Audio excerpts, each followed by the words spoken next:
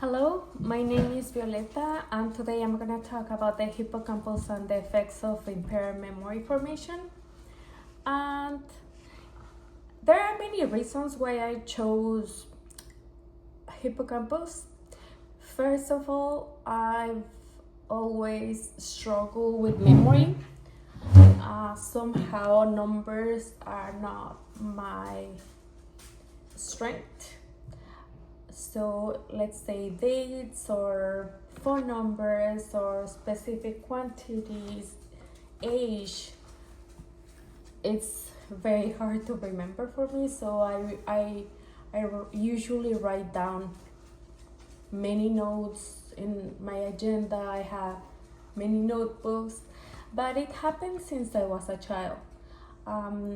In exams, I was never good at memorizing events about history or anything. I can kind of make connections to events, but if there were dates involved, I have to really work harder or relate it to something in order to make that connection.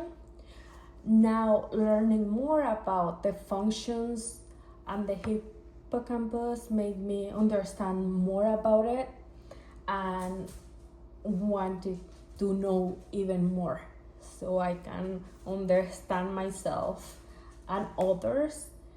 I thought it was just my genetics because my father also has a lot of problems with memory, and one of the main reasons was that my mom always complained about he never remembers it, he forgot about this. So I felt very related to him, and I felt kind of ashamed that I was very similar by forgetting even important things.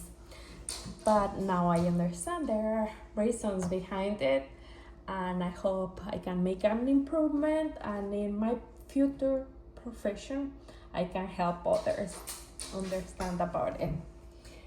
Well, first of all, the hippocampus is a vital part of memory and learning, and as an ECE working with mothers of young children, they usually complain a lot about their struggles with memory, and they apologize about it, which is nothing to be ashamed of, since it is very well there is research where maternity or after birth, women usually show a shrink in their hippocampus size because of the function of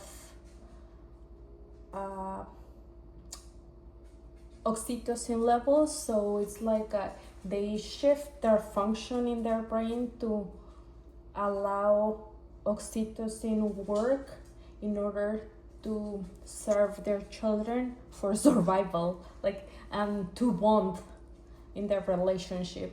So it's something that I'm gonna see through a lot in my field. Also, I always thought that memory loss was only linked mostly to, well, I know Alzheimer and other kind of diseases, but there is also, of course, aging, but there are also other factors that contribute to memory loss, such as trauma, stress, that shape the brain, as we know in another courses, and of course through the whole course of biological psychology. Now, the anatomy, the structure and function. So the hippocampus is located in the medial temporal lobe, and it is part of the limbic system.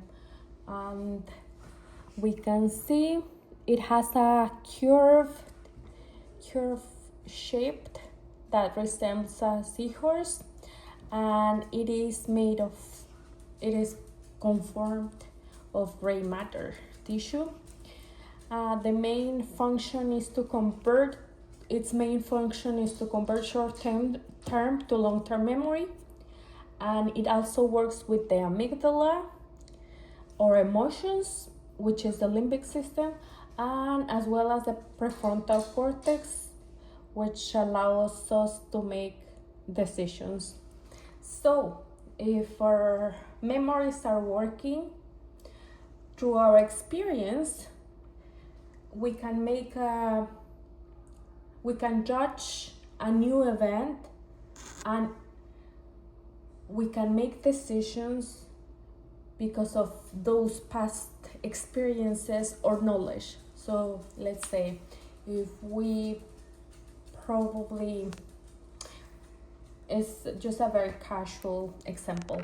If I went shopping to a specific store and I got a large size blouse, I remember it was loose on me. So the next time I'm shopping in the same store, I know I need to downsize the item so I can make a better decision and have a better fitting in the item I'm buying. But that's because I have the memory. I remember that experience, and it's just I love shopping. That's what I brought it up, and it came to my mind. Another functions is, some other functions are the spatial. It allows to have a spatial navigation. As I said before, it helps us to make memory formation. Then it becomes a long-term, if it's an important information, it becomes a long-term memory consolidation.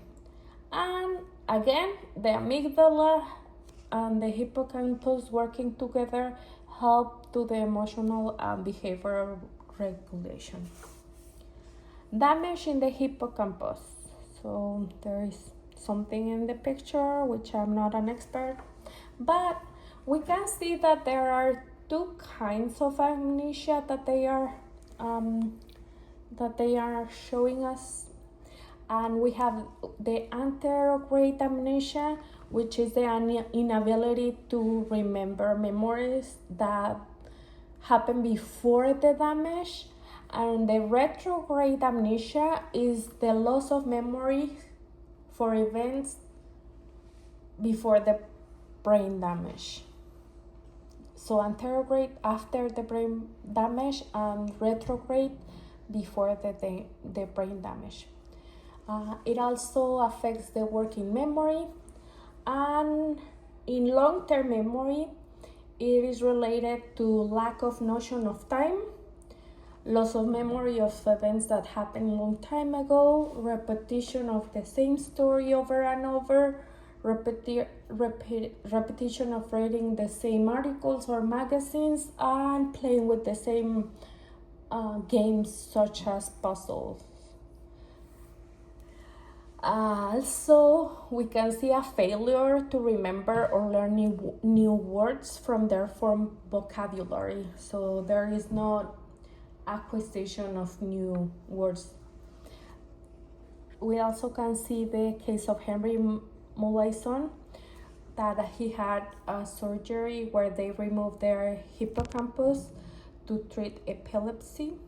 So what they found was that after his hippocampus was removed, he could remember his past but couldn't form new memories. With this discovery confirmed that the hippocampus essential role in memory formation. So they realized that without this part of the brain, there was an inability to create new memories. Modern research. So we are fortunate now that there are scans and other kinds of devices that can read our brain, and with neuroimaging, it shows that hippocampal activity. There is a hippocampal activity during memory encoding and retrieval, and it lights up when we learn the hippocampus lights up when we learn something new. However, chronic stress, trauma, or diseases like Alzheimer have been shown that the hippocampus shrinks in size. Also, new research shows that the hippocampus can still generate new neurons through life.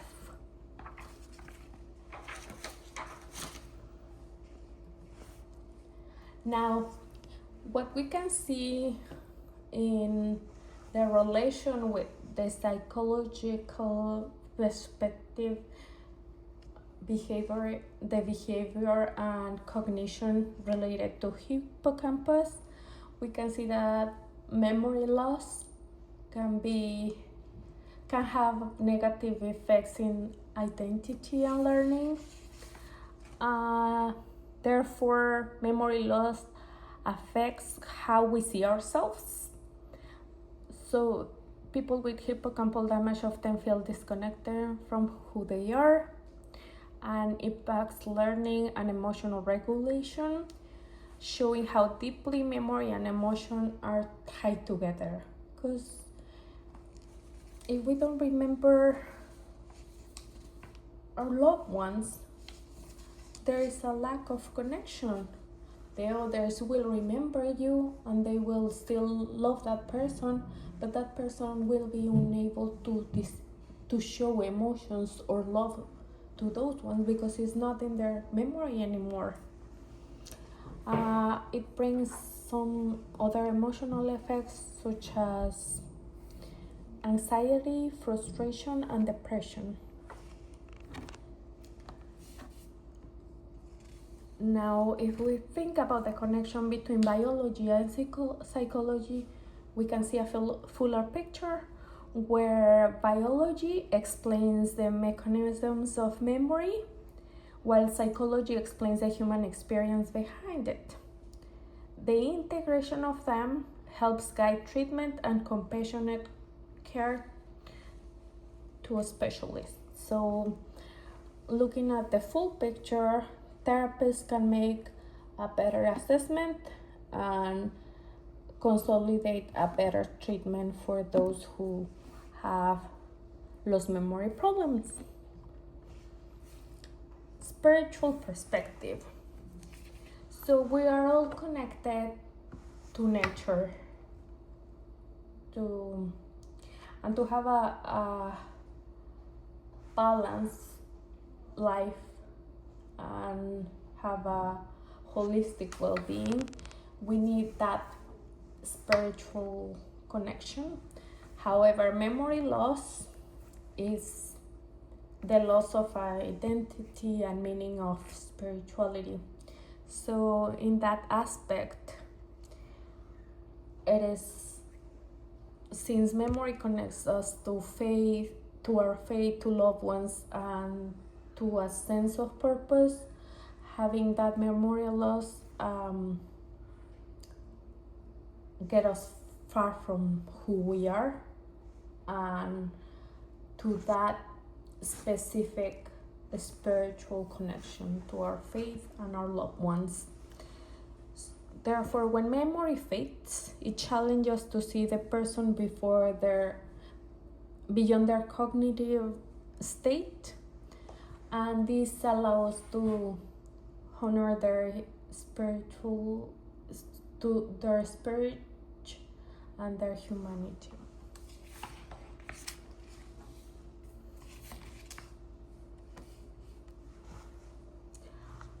On the other hand, future studies will explore how to protect and restore hippocampal health through lifestyle therapy and spiritual practices.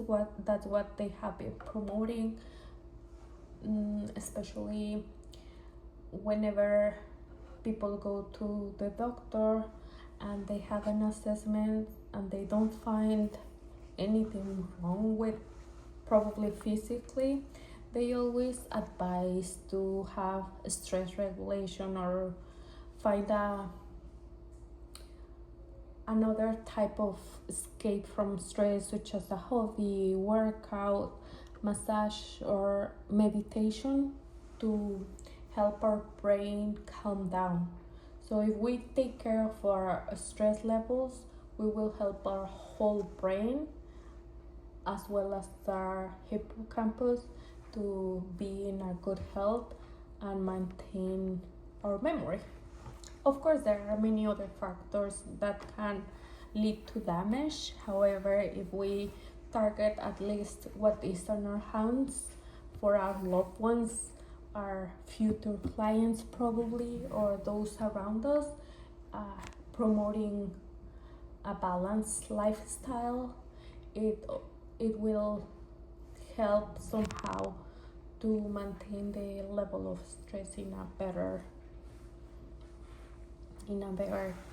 state.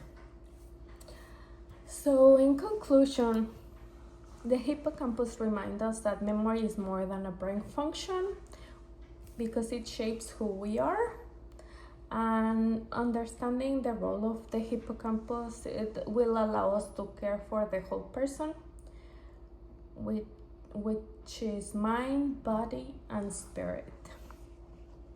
Thank you for listening.